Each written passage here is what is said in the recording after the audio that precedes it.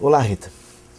Nas últimas semanas estamos comentando os aspectos principais da chamada reforma política, ou a mini reforma política que está em tramitação no Congresso Nacional. Hoje vamos destacar dois aspectos que penso sejam relevantes, devam ser enfrentados nessa reforma.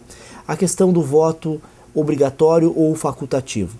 Atualmente o voto é obrigatório para todos os cidadãos brasileiros. A proposta de reforma, mini reforma eleitoral, não mexe nessa questão. No entanto, esse aspecto deveria ser objeto de uma maior reflexão. Por quê? A questão do voto facultativo é a experiência mais exitosa nas melhores e maiores democracias do mundo afora. Poucos países mantêm o voto obrigatório. O que traz o voto obrigatório e que torna hoje podendo ser questionado? Com o voto obrigatório, muitas questões acabam sendo potencializadas em decorrência dele. Já o voto facultativo, por exemplo, tornaria a democracia um exercício muito mais consciente, muito mais voluntarista do eleitor e do próprio candidato. Além do que, haveria uma diminuição sensível dos custos de campanha, porque o voto facultativo torna a campanha mais direcionada àqueles eleitores que estão diretamente interessados com a política.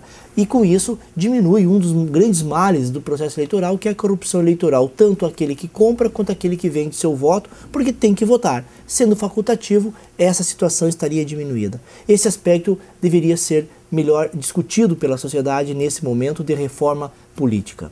Outro aspecto fundamental, e esse tão importante quanto, é a questão do voto ser distrital ou proporcional. O que significa isso? Atualmente, para eleger vereador, deputado, senador, nós temos um sistema proporcional, que é baseado na divisão do número de votos válidos pelo número de vagas nessa eleição proporcional, tendo um coeficiente, e que aquele partido que atinge esse coeficiente coloca tantos candidatos que estão inscritos.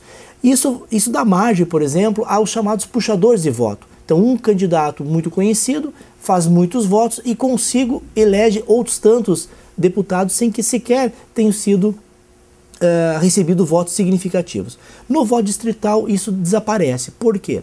Porque o território é dividido em distritos, e dentro do distrito cada partido indica um candidato e a eleição se torna mais direta entre os dois candidatos ou os candidatos daquele distrito.